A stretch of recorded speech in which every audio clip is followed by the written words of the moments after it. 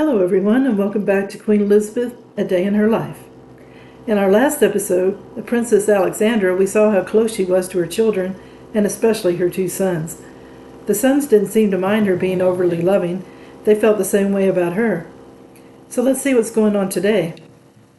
Between the years of 1876 to 1878, Princess Alexandra's rare excursion into politics came up again. With the outbreak of the Russian-Turkish War, she found herself in a divided loyalties. It seemed like it was just a matter of time before England would enter the war on the side of Turkey. The Prince of Wales was strongly pro-Turk. The princess was on the side of Russia. It was influenced less by the link with Russia through her sister, the Grand Duchess Marie Fedorovna, than by her connection with Greece, where Turkey was a hereditary enemy. Although Greece had taken no direct part in the war, the Congress of Berlin, held in the summer of 1878, invited the Porte to rectify the Greek frontier, and an article of the treaty reserved to the powers of the right of offering their mediation to facilitate this settlement. Disraeli, who had been created Earl of Beaconsfield in August 1876, claimed that he had fought to gain this much for Greece simply because of his devotion to the princess. I did something yesterday for Greece. It was very difficult, but is not by no means to be despised. It was all done for Her Royal Highness's sake. I thought of Marlborough House all the time. Her Royal Highness, however, was not pleased with the result of his efforts. The great powers didn't do anything. Greece had to wait 3 years before she received any portion of the territory indicated as due to her under the settlement, and the rest she never received at all. During her time in Greece, Princess Alexandra had many talks with her brother, who was king there, about political problems in Greece and the difficulties he was having as king there. The princess returned to England more convinced that England was honor-bound to concern herself with the affairs of Greece, and that if it were not for the English apathy, the other great powers would be prepared to see justice done. In November 1878, she summoned up her courage and tackled Queen Victoria herself on the subject. The letter showed a summary of the Eastern question as seen from the Greek point of view. Queen Victoria was very anti-Russian. Her daughter-in-law therefore made a shrewd appeal to her feelings by pointing out that to favor the Slav element is the Balkans at the expense of Greece was to play right into the hands of Russia. She was wise also to stress the point that unless England saw to it that Turkey fulfilled her treaty obligations, she could not insist on Russia doing likewise. Queen Victoria disliked Russia, so she was influenced by her devotion to Beaconsfield. The princess was in sympathy with Gladstone, whose pamphlet on the Bulgarian atrocities had aroused strong anti-Turkish feeling throughout the country. When he became prime minister in April of 1880, he quickly reversed his predecessor's policy on putting pressure on Turkey and agreed to a frontier revision that would result in the part of Thessaly becoming Greek territory. On the 20th of March in 1881, the princess wrote to Mrs. Gladstone, enclosing with her a letter, a jeweled pencil case in the shape of an axe. I must ask you to give the dear people's William this little axe in remembrance of all the trees he has cut down, and of all the questions he's been asked. But mind you tell him not to use it in cutting down any more of the Greek frontiers. I trust you to keep him in mind of this. Both the princess and the Prince of Wales felt a real affection for the Gladstones. They had a warm and respectful kindness, which made up for Queen Victoria, who disliked them and didn't try to hide it.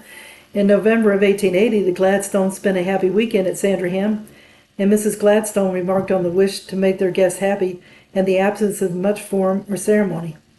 She said the whole party went to church on Sunday morning, and as she was undressing on the last night of the visit there was a tap on her door. In peeped the princess, offering in fun to help me, and in the end tucking me up in bed. The Princess of Wales wasn't only worried about Turkey at this time, she was also worried about Prince Eddy. Prince George did well in Britannia, and Eddy not so well. By December of 1878, there was talk of removing him altogether. His standard of intelligence was too low to let him compete with the average naval cadet. The princess, of course, was distressed by this, and she wrote to Dalton on the 11th of December to give him an opinion on the subject, to get intellectually interested in his studies. The princess and the Prince of Wales realized how devoted Prince Eddy was to Prince George, so they decided they shouldn't be parted from each other yet. The decision was a hard one for the princess. She didn't like being away from her children, even for a short time. Now she had to face a separation from both her sons, which was to last longer than 2 years.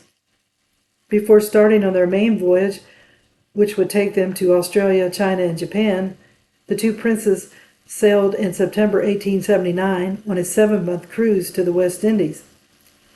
The princess was feeling down with their departure, so the prince canceled his usual holiday at a German spa and instead went with her to a visit to Denmark. This was a great sacrifice for the prince because he was bored at staying at Bernstorff or Friedensborg. On this occasion, the Prince of Wales' fellow guest was his brother-in-law, the Tsarevich. Only a year before, England and Russia had been on the verge of war, and although the catastrophe had been averted, trouble over Afghanistan had recently added further complication to an already strained and dangerous situation.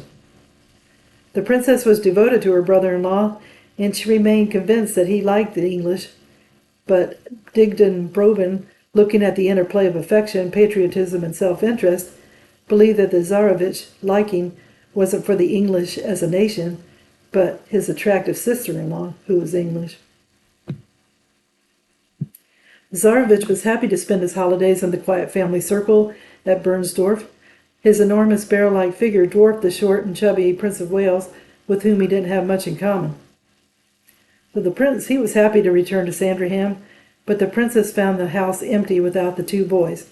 She wrote to Prince George, "Every evening I expect to see you coming in after tea, and every morning on awaking I can almost fancy your two little voices squeaking into my ear, but instead it's only the two white kittens which the sisters are putting on my pillow." When the boys returned home in the summer of 1880, it was overshadowed by the prospect of a still longer parting. To her credit, the princess didn't try to stop the 2-year cruise or keep her sons nearer to her. The parting with my two little boys, who were 15 and 16, was an extremely tearful occasion. Prince George was weeping heavily. For all his manliness, he was still young for his years, and it was a very homesick child who scribbled his last goodbye in a shaky, unformed hand. "So goodbye once more, my darling mother dear. Please give darling Papa and my sisters my very best love and kisses, and much love to dear Uncle Hans." Prince Hans was the princess's uncle.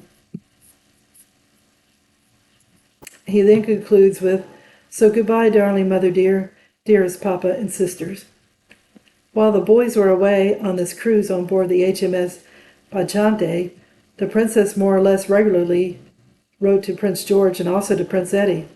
Unfortunately, all the correspondence between her and her elder son had been destroyed.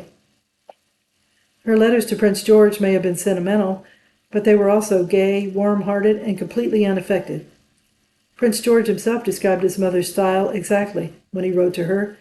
"You say your letter is stupid. It is not, darling mother dear. It is dear and charming, and you write just as if you were talking." So I will end the video here. We start with the near war between Turkey and Russia, with England just about caught up in it too. Queen Victoria sided with Russia, and Princess Alexandra was for Turkey. Luckily, war was averted. Then we got more information on Prince Eddy. He wasn't as intelligent as his brother and was kicked out of school, but ended up at Dartmouth.